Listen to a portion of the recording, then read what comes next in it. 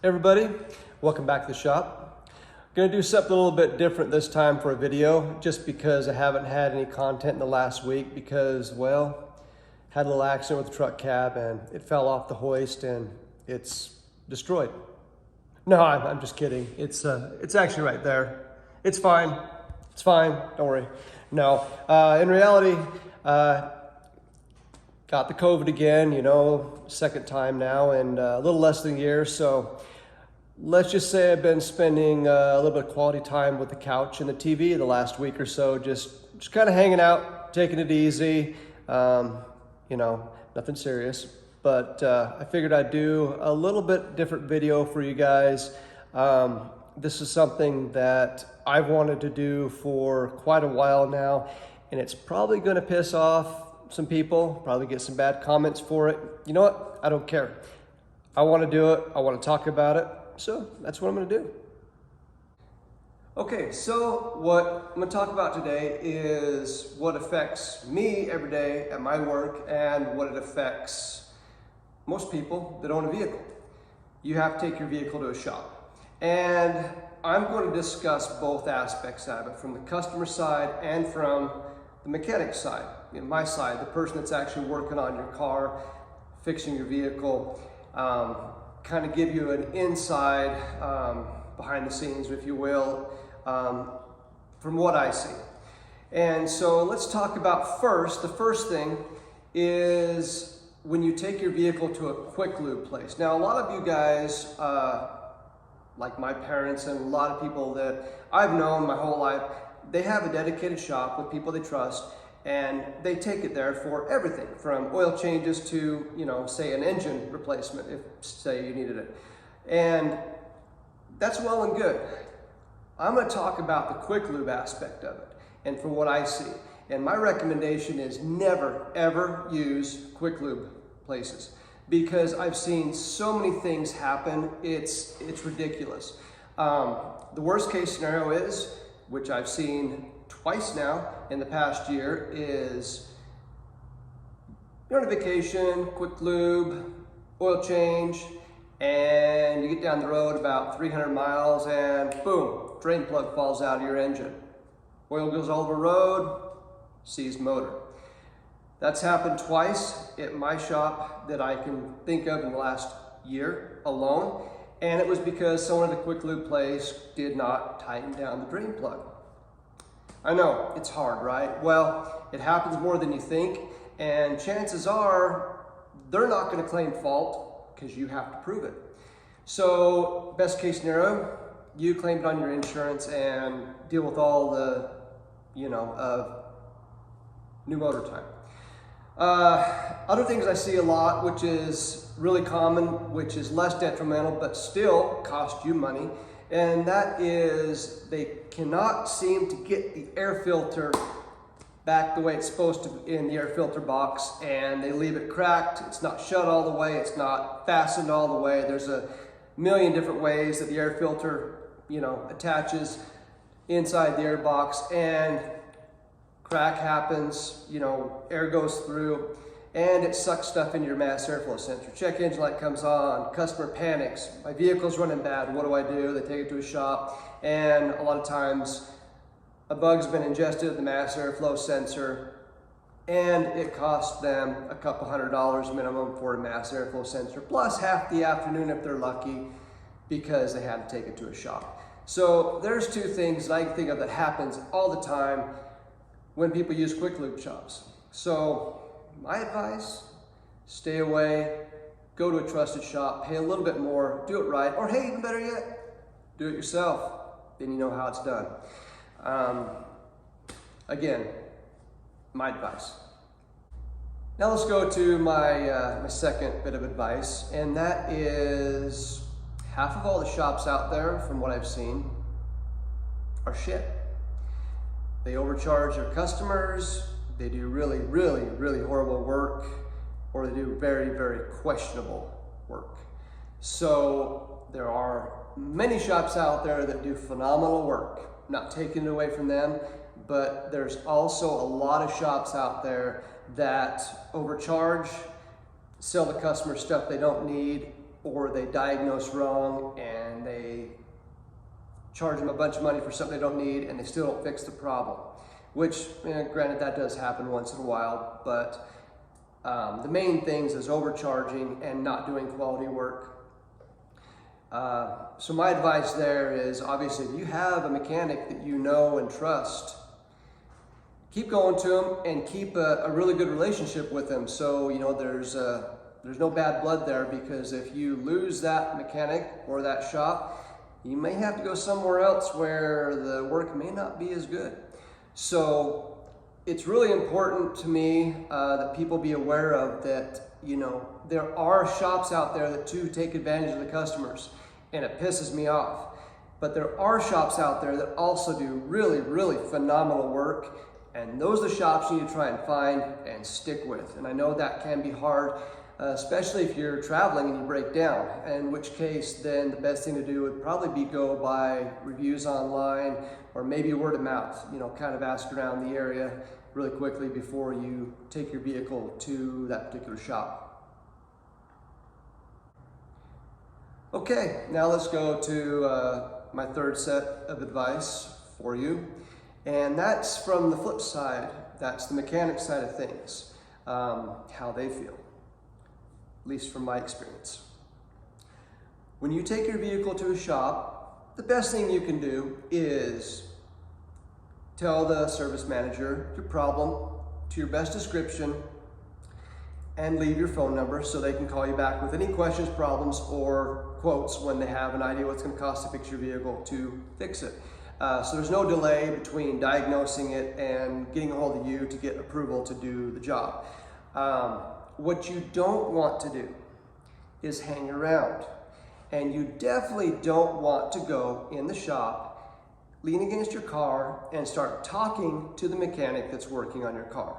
Now, most shops have signs up that say, customers are not allowed in the shop due to insurance reasons. I think that's more of a polite way of saying, get the fuck out. Basically, when you go into a shop and you bother the mechanic working on your vehicle, you may do it for different reasons. You may do it because you used to work on cars. You may do it because you're friendly. You may do it just because you're an annoying person. I don't know. But it's just a bad idea. And let me explain why before you get all upset at me. One of the main things I see is when you are doing a job that requires some thought, like let's say you're doing a timing belt for a customer, or let's say I'm doing a timing belt for a customer, 3-4 hour job on average, but things have to be lined up correctly and bolts have to be tight. If there's one bolt that's not tight in the wrong area, guess what? Bye-bye motor. So you don't want to have someone come up talking to you and bothering you, taking your mind off things, distracting you from the job at hand. While many people can do this, personally, if I was taking my vehicle to someone, I wouldn't want to take that chance. I'd want their mind completely focused on the job so I have complete confidence they're doing the job correctly. So it's just a good idea to not bother the mechanic when he's working on your car because, hey, he might be in a bad mood, like I am a lot of times, and you might think he's rude, so just don't even go down that road. Or also, you don't want to take the chance of distracting him and causing a problem with your vehicle. And here's a tip. If you don't trust the guy to work on your car, then find another shop. Or hey, work on it yourself. All right. Advice from Kurt, number 4. Unless it truly is an emergency, do not bring your vehicle in to a shop at 5 o'clock, especially on Friday, because after a long day's work, most guys want to get the fuck out of there. Crazy, right? You've just worked 40 hours a week, 60 hours a week maybe. You want to leave work too, don't you? Well, you can't do that sometimes when you work at a shop like mine, and the boss, no matter what, has to keep getting the customers in and making them happy. Because who gives a shit about the employees, right? Anyway, so if you bring your vehicle in at 5, thinking you're gonna get right in, you might, but here's the thing, you're not gonna get a good job. And I wouldn't personally want that. So while you think you're being the pushy customer, getting your vehicle in, oh, I'm Mr. Important, I got stuff to go, I'm on the way to the lake, gotta get my stuff fixed, well, yeah, you might get it fixed, but guess what? It's probably gonna get thrown together as fast as possible and as crappily as possible. Yeah. So don't do it.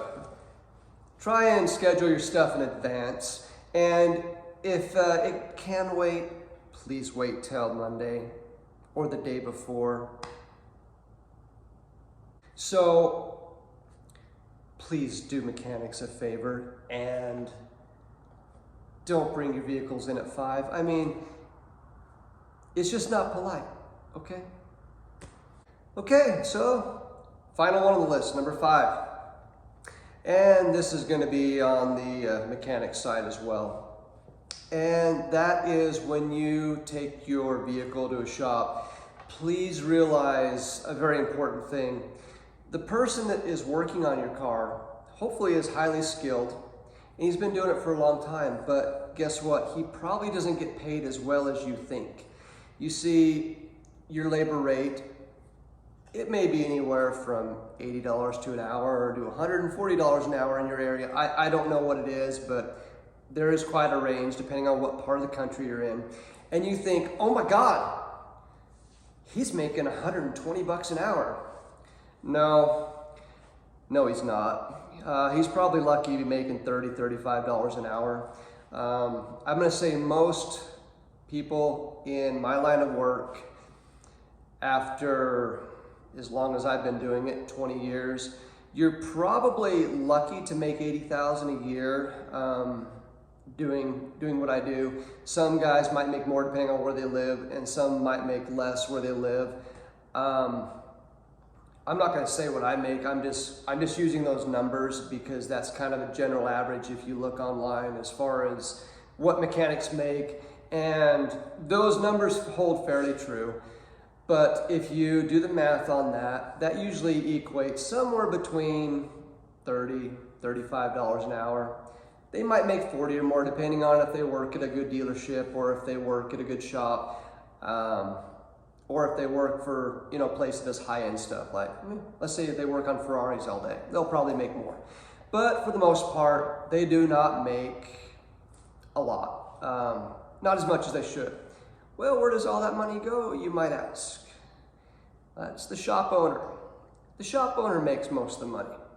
Most of the time, the guys that are doing all the work, they get screwed. I can think of a lot of guys in my area where they don't even make 25% of the hourly. Shops pay different rates. Some shops will pay their employees just an hourly wage, which that's a bad idea because it encourages people to be lazy and it encourages people to do nothing all day. Instead of actually work and bust their ass to get stuff done, they just get paid an hourly wage to just do whatever they want. So that's a bad way to pay from a standpoint of being an owner, I suppose. But most shops pay what's called flat rate, and that equates to basically they get a percentage of the hourly rate of the commission that they do. So if they just did a job that is 4 hours, supposed to take them 4 hours, they get a percentage of that job basically. So if they're not working, they're really not making any money. If they're working constantly, getting stuff done, they make a substantial amount of money over sitting around doing nothing, if that's the way they get paid. Anyway, that's pretty much going to cover my rant for the 4th of July.